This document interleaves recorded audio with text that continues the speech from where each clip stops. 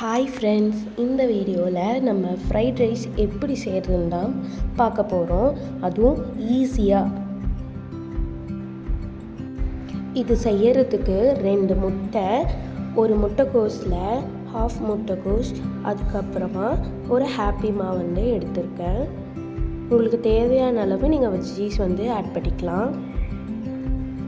இப்போ ஒரு பேனில் ஆயில் ஆட் பண்ணிவிட்டு அதில் ஒரு பெரிய வெங்காயத்தை வெட்டி நல்லா வதக்கிக்கலாம். அது கூடவே 2 முட்டையை சேர்த்து நல்லா வதக்கி விட்டுக்கலாம். நல்லா ஃப்ரை ஆகிற வரைக்கும் வதக்கிக்கணும்.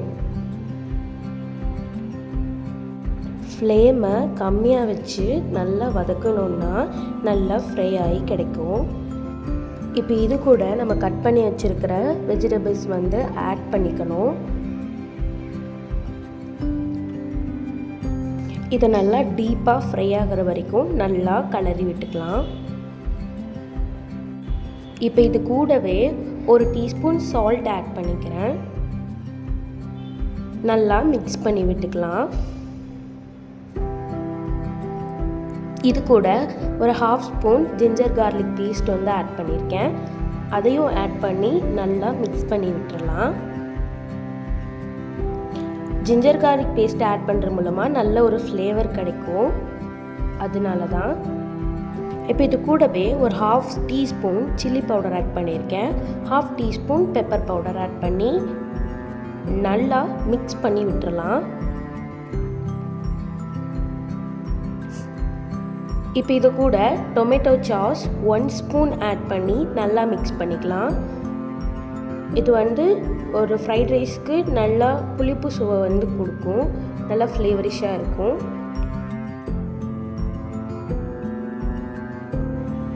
இது கூட 2 கப் ரைஸ் சேர்த்து நான் நல்லா பாயில் பண்ண ரைஸை ஆற வச்சு எடுத்துருக்கேன். நீங்களும் அது போல் எடுத்துக்கோங்க.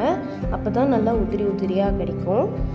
இது கூட 2 கப் ரைஸு, இல்லைனா உங்களுக்கு தேவையான அளவு ரைஸ் ஒரு 2-3 பேர்த்துக்கு ஏற்ற மாதிரி போட்டு நல்லா மிக்ஸ் பண்ணி விட்டுக்கலாம்.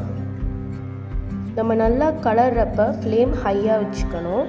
அப்போ தான் நமக்கு அந்த ரோட் சைடில் செய்கிற அந்த ஃப்ளேவர் கிடைக்கும்.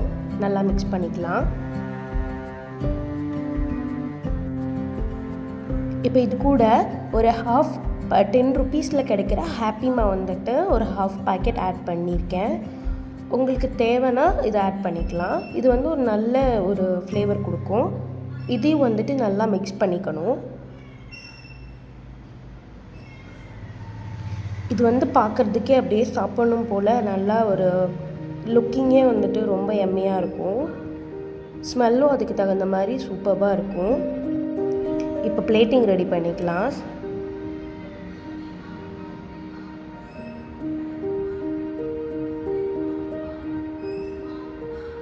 நல்லா சுட சுட சாப்பிடும் பொழுது இதோட ஃப்ளேவரே சூப்பராக இருக்கும்.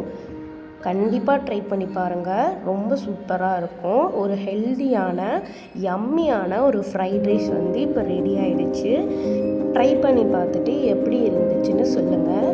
வீடியோ பிடிச்சிருந்தா லைக் அண்ட் சப்ஸ்கிரைப் பண்ணிக்கோங்க.